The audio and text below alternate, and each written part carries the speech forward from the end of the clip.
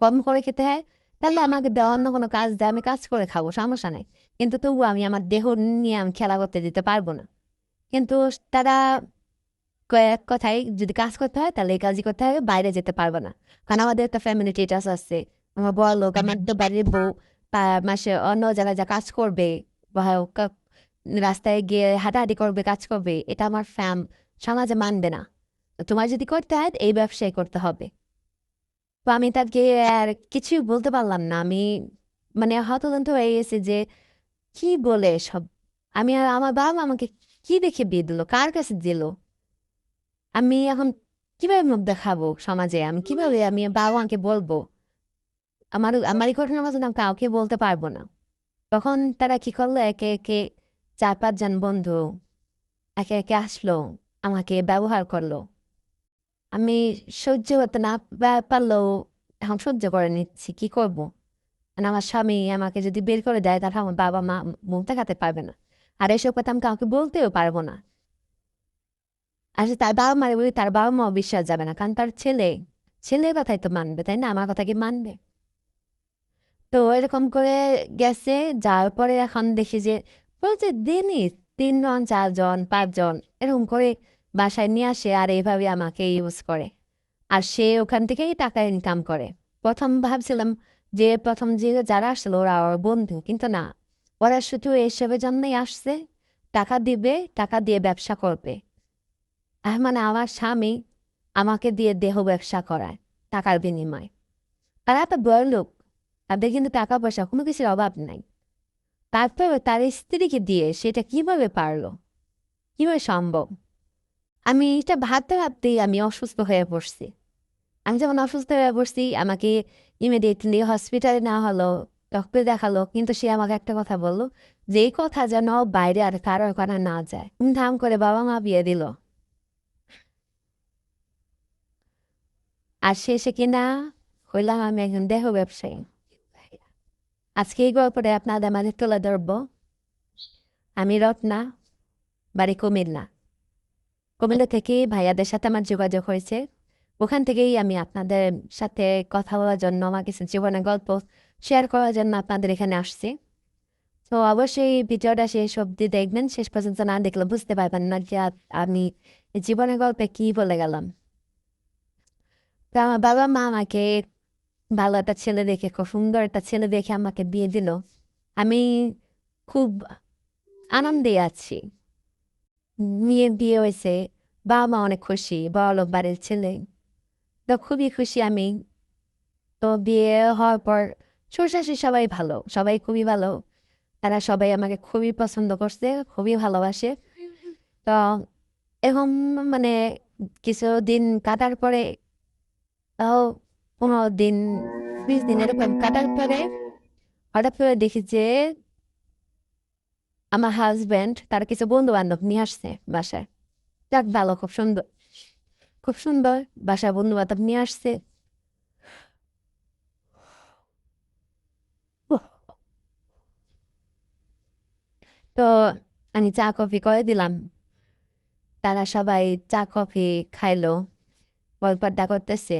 এর ভিতরে আমার হাজবেন্ড আমাকে রুমে ডেকে নিয়ে বলল যে তুমি এক কাজ করো, মেকআপ নেওয়া মুখে। তা আমি বললাম হঠাৎ কেন? আছে দরকার আছে, মেকআপ না, সুন্দর করে সাজুগুজু করো, ওয়েস্টার্ন ড্রেস পরো।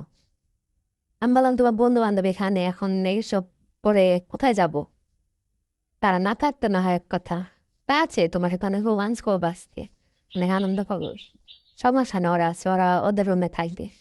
তা আমি তো হাসতে হাসতে খুশিতে খুশিতে মেকআপ নিলাম, সুন্দরভাবে সাজুগুজু করে তার জন্য ওয়েস্টার্ন ড্রেস পরে রুমে বসে আছি। এর মধ্যে হঠাৎ করে দেখি তার 2 জন বন্ধু আমার রুমে চলে আসছে। আমি তো মানে লজ্জায় আমি কি বলবো, আমি দিশা পাচ্ছি না। তা আমি বললাম ভাবে আপনারা এখানে, উনি তো রুমে নাই, উনি তো আপনাদের ওখানে গেছে। তো বললো যে হ্যাঁ ঠিক আছে ভাবি, আমি জানি, তো আপনার সাথে কিছু কথা বলবো। আমি বললাম কি কথা বলবেন বলেন, কিন্তু এখন আমি এভাবে বসে আছি। মানে সমস্যা নেই, এটা তো আমাদের জন্যই। আগে মানে এটা আপনাদের জন্য কি বলতেছেন, কোনটা আপনাদের জন্য? তো বললো যে দেখেন ভাবি, আপনি যে সাজুগুজু করছেন, ওয়েস্টার্ন ড্রেস পরছেন, এগুলা তো আমাদের জন্যই হয়েছে।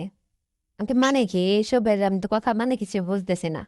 বলছে যে আমি সব বুঝিয়ে বলতেছি আপনি শুনান। আপনাকে মেকআপ করানো হয়েছে ও স্ট্যান্ড পরানো হয়েছে কারণ আপনাদের আমাদের কাছে আজকের মাদের সাথে আপনার রাত কাটাতে হবে।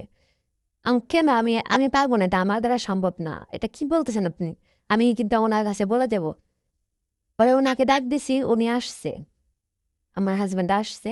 তা আমি বললাম এসব কি বলতেছে আপনার বন্ধু, এগুলো কি আপনার বন্ধুরা, আপনি এখান থেকে চলে যেতে বলুন। পরে বললো যে দেখো, আমি এর আগে দুইটা বিয়ে করছি, আর আমার ওই দুই বউ দিয়ে আমি এসবই করাইছি, এটা আমার একটা ব্যবসা। তাই আমি বললাম তুমি আমার সাথে কিভাবে পারলা?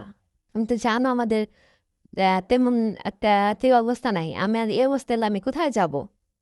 তোমার কাছে অনেক আশা করে আমার বাবা মা বিয়ে দিছে, আমি তোমাকে নিয়ে ভালো আছি, সুখে আছি, তুমিও তো খুব সুখে আছো, তাহলে হঠাৎ কি এমন হলো?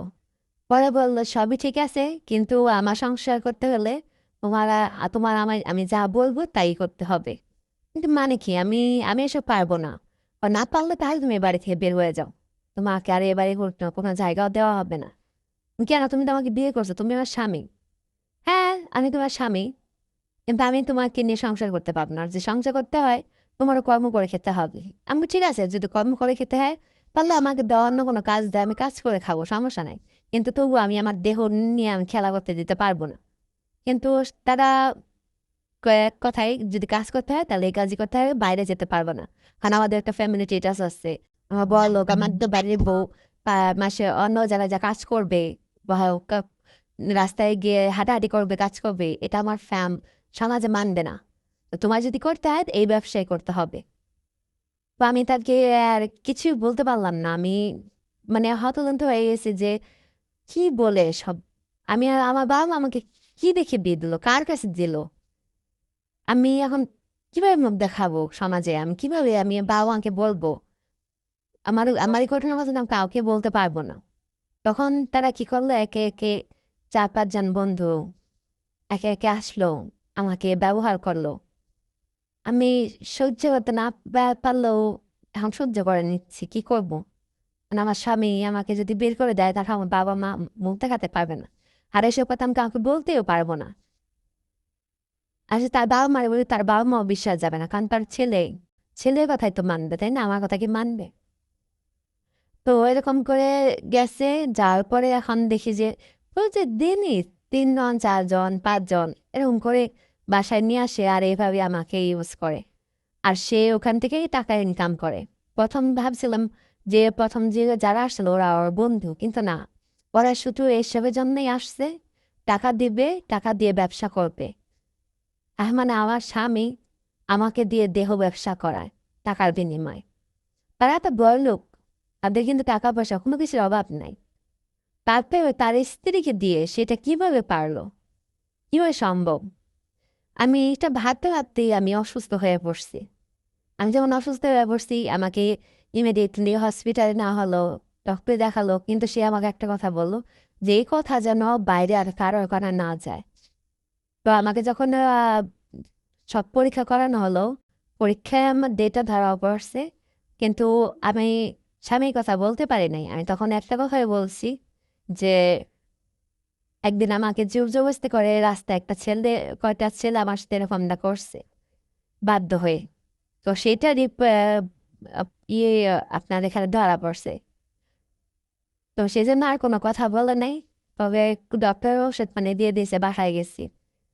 বাসা যাওয়ার আবার কিছুদিন পরে আবারও সে একই কাজ শুরু করলো।